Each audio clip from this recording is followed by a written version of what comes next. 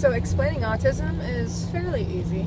The way we used to understand diseases was that every outcome was a singular outcome, and it always had a singular cause, or we always looked for one. So like germ theory, every germ, every virus had a single outcome. And so when we're looking for autism, we had to decide if it was a gene or an environment. Again, a single cause. Was it a gene that caused the problem, or was it a mishap in the environment? And so this is sort of the way, we automatically plug things in. So, what we're learning is that's not the way it works at all. It's actually a gene-environment interaction. It sounds simple enough, but it actually changes our entire scientific framework and how we have to look at things. So what is autism? And this is my own theory.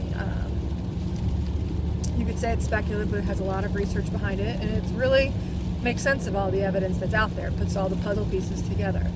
And that is that autism is about ecosystems.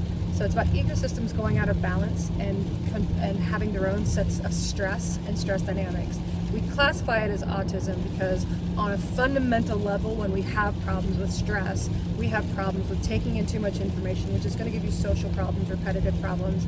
All of the things that we see that need to be balanced by stress will need additional resources, additional downtime, additionally threatened from the environment. And social skills, because they're developed during that time frame when they're under threat, they become compromised.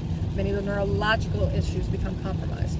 So autism is, again, we get stuck in the old framework and think that we have to find one personality or one issue that's at the problem, at the heart of it. But really the heart of it is stress. And stress dynamics are complicated because we all handle stress differently. So anthropologically speaking, we all grew up in villages. So it wasn't survival of the fittest. It wasn't one person or one thing was the best. It was actually survival of the culminative whole. So it was survival because we survived best in villages.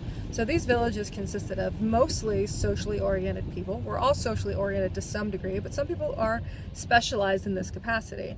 This is reflected in the neurobiological profile of those folks. So it's a high estrogen and serotonin phenotype.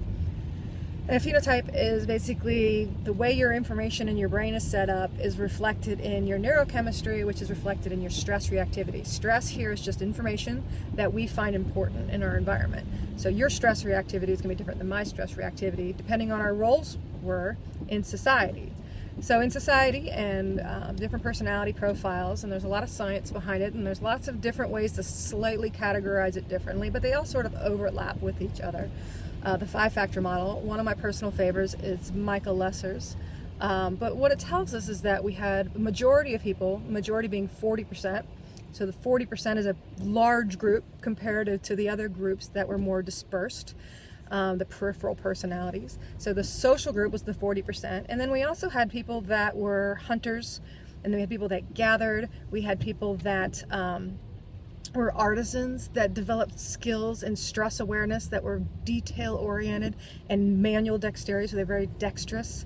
Then we also had people that were guardians, that were storytellers, and that were leaders. And all of their physiology was slightly different. So what autism is all of these different peripheral personalities stressed out either before this generation, so the generation before didn't have the capacity, so they're sending a message to their unborn children to, hey, be cautious, be overly aware, be overly sensitive to this environment because it's dangerous and it's threatening.